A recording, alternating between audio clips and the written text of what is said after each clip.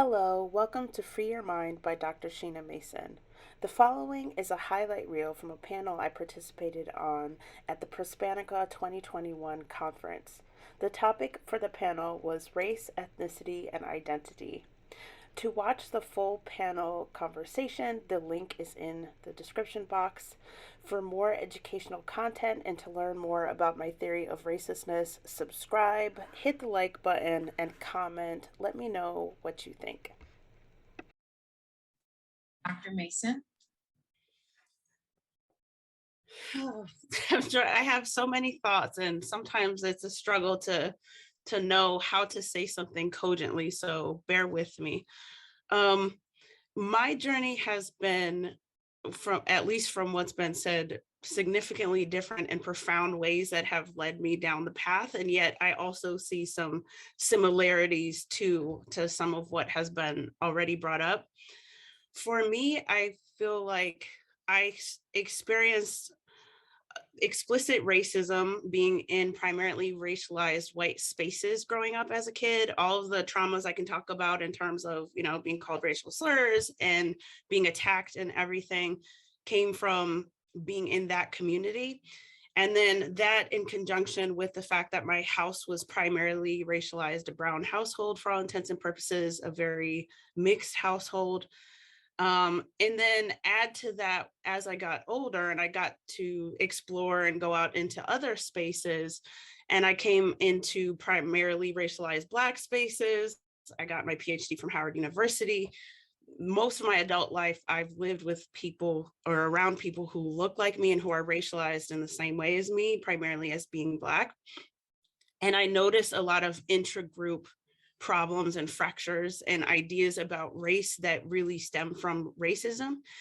And that encouraged me to explore not just how racism persists and exists if I'm a racialized Black person in a primarily racialized white space, but also how is this relevant when I'm in a space where people who look like me are supposed to be like me, or I'm supposed to be like them? That is the presumption. And that led me down this path of persistent and constant reading and education, and working to always keep an open mind in terms of what I felt like the literature or the history of any time period was showing me.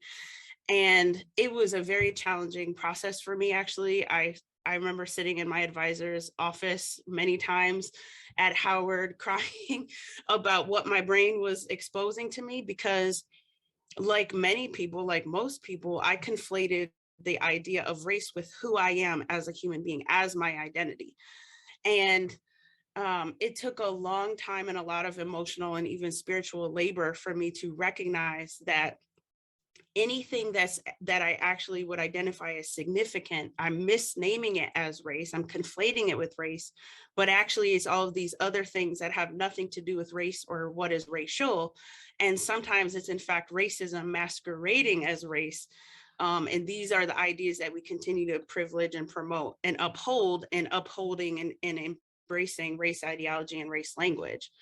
So once I came across to the other side, which again was a very recent happening for me, I only got to the other side and sort of liberated myself from these strictures because I was able to recognize the sameness of racism in producing race as opposed to the other way around.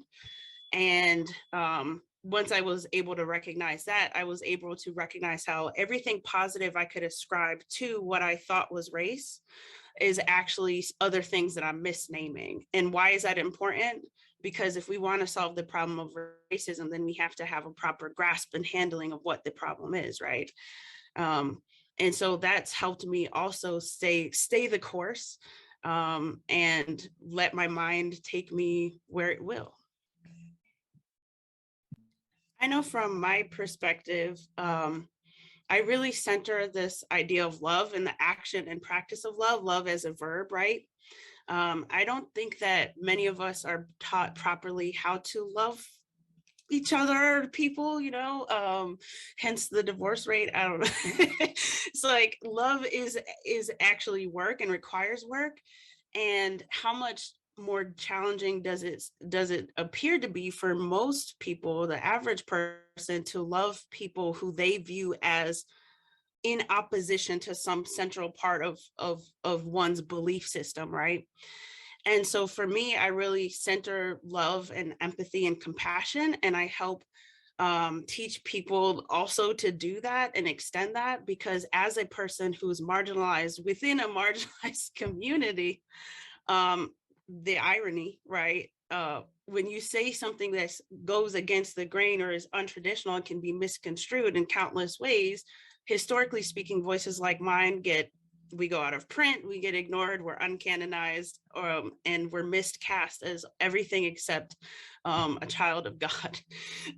so, and so for me, it's even more important to practice love, because speaking of spiritual tools and meditation and stuff, for my own sanity and well-being and wellness, um, I kind of have to look at it and frame it in that way, and have compassion and understanding, and recognize that we are all human. If we don't have anything else in common, we are human. We have more in common than what meets the eye.